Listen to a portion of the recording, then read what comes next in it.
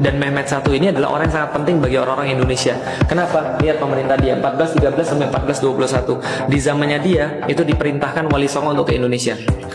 Nah, jadi dia kemudian mendapatkan mimpi dari Rasulullah. Dalam mimpinya dia diminta untuk mengirimkan 9 orang untuk ke timur jauh untuk mengenalkan Islam kepada orang timur jauh. Maka dia langsung kemudian bikin satu kepanitiaan, diutus 9 orang yang kemudian diketuai oleh Maulana Malik Ibrahim, lalu kemudian pergi mendarat di Gresik. Mendarat di Gresik, kemudian menyebarkan Islam di Gresik. Pada waktu itu Indonesia masih dikuasai oleh Kerajaan Majapahit. Nah, Kerajaan Majapahit rajanya namanya Brawijaya keempat kalau saya nggak salah. Brawijaya V.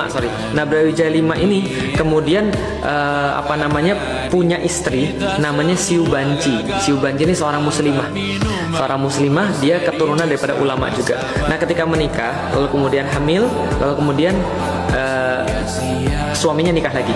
Brekertabumi namanya, Brawijaya V. Nah, itu nikah lagi sama seorang putri namanya Ratu Dwarawati. Nah, Ratu Dwarawati ini ketika dia mau menikah, dia mengharuskan untuk suaminya menceraikan istri-istri yang lain.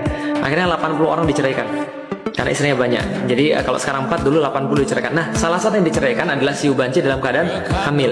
Dikirimkan kepada adipati di Palembang namanya Aryo Damar. Aryo Damar ini kemudian mengurus Siu Banci sampai melahirkan seorang anak namanya Panembahan Jinbun namanya. Nah, lalu kemudian setelah dia melahirkan, dia nikah sama Aryo Damar yang sudah masuk Islam. Aryo Damar ganti nama jadi Aryo Dilah nikah sama Siu Banci, punya anak yang kedua namanya Raden Husen, atau orang-orang Palembang nggak bisa sebut Husen jadi Raden Husen. Nah, Raden Husen ini sama kakaknya pergi ke Gresik, kemudian bertemu dengan Wali Songo.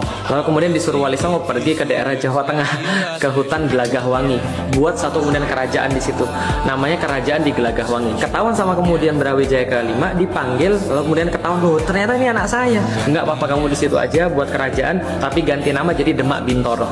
Dari situlah kemudian jadi kerajaan Demak, namanya Raden Fatah. Jadi Jinbun itu namanya Raden Fatah. Dilantiknya oleh siapa? Dilantiknya oleh keturunan Mehmet I punya anak namanya Murad II.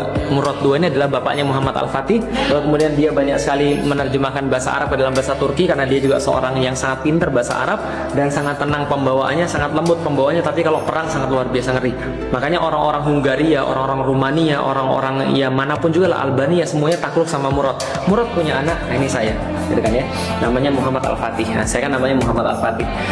Nah, inilah kemudian pada tahun 1479 dia melantik Raden Fatah menjadi Sultan Demak. Jadi Indonesia punya banyak sekali kaitan dengan Utsmani. Jadi kalau di Indonesia sekarang bilang bahwa khilafah nggak ada, ya suruh belajar lagi sejarah. Nah, kenapa? Kalau belajar sejarah, kita nggak akan bisa menafikan bahwa dari situlah kemudian datang Islam. Kalau bilang Islam Nusantara, kita berhutang banyak pada khilafah. Nah, kenapa? Karena khilafah itulah kemudian mengirimkan kemudian utusan-utusan ke Nusantara. Bisa dipahami ya? Nah, kemudian ini Muhammad Al-Fatih yang nanti menaklukkan Konstantinopel. Kenapa sih kemudian 7 ini yang dipasang doang? Ya, karena ini kan ruangan penaklukan Konstantinopel.